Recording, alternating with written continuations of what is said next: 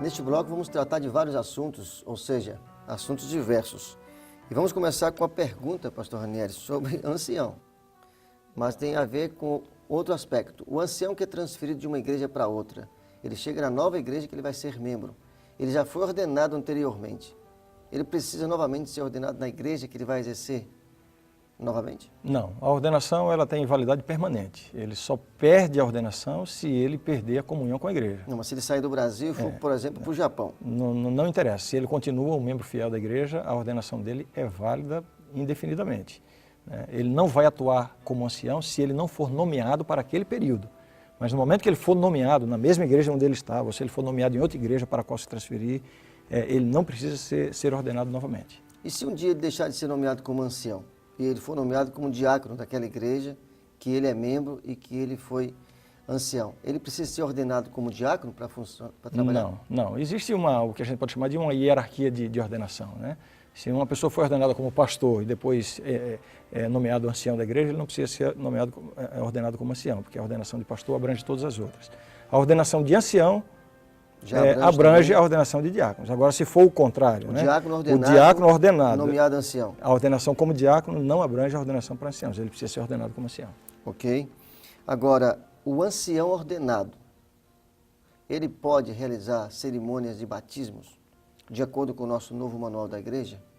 Ele pode, com uma condição, ele precisa receber uma autorização específica do presidente do campo, da associação da missão, para que ele realize essa cerimônia. É uma autorização específica para aquela cerimônia específica, não é uma autorização que é dada permanentemente, ou seja, o presidente chega lá e autoriza um ancião para, a partir de agora, ele poder realizar batismo. Não. Se a igreja precisa que um ancião realize uma cerimônia batismal, para cada vez que isso acontecer, ele precisa ter uma autorização do presidente. Ou seja, é o presidente para quem... É o pastor geral que ele autoriza? Que autoriza, okay. Exatamente. Isso vai acontecer sempre no caso de necessidade, quando não há um pastor presente, ou enfim. Então, nessas condições, o presidente poderá autorizar o ancião a realizar aquela cerimônia batismal. Agora, um outro aspecto também importante a gente colocar aqui, que o manual fala sobre ele, é o quórum daquela comissão da igreja. A comissão da igreja se reúne sistematicamente em datas previstas para votar assuntos de interesse da igreja. Tem que ter um quórum mínimo para abrir as votações. Qual seria esse quórum para começar os trabalhos da votação daquela comissão da igreja? Ok, qualquer comissão necessita ter um quórum para que suas decisões sejam autênticas, genuínas. Agora, o manual não estabelece um número específico para ser o quórum da igreja. Existe, eu até diria assim, existe um mito de que o quórum da comissão deve ser 50% mais um. Na verdade, isso não é específico, isso não é esclarecido pelo manual da igreja. O manual diz o seguinte, que cada igreja, cada comissão vai votar qual será o seu quórum. Agora, agora o que acontece, isso funciona tanto para a comissão da igreja, como para a reunião administrativa da igreja também.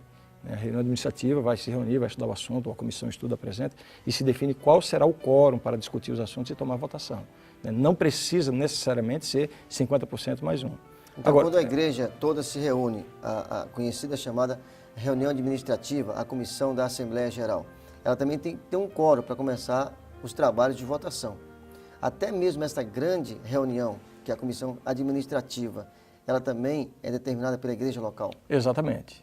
Agora, o que acontece é o seguinte, algumas associações, algumas uniões, conhecendo o seu território, as condições de suas igrejas, apresentam uma sugestão, uma indicação para que as igrejas adotem para ser o quórum da comissão da igreja ou da reunião administrativa.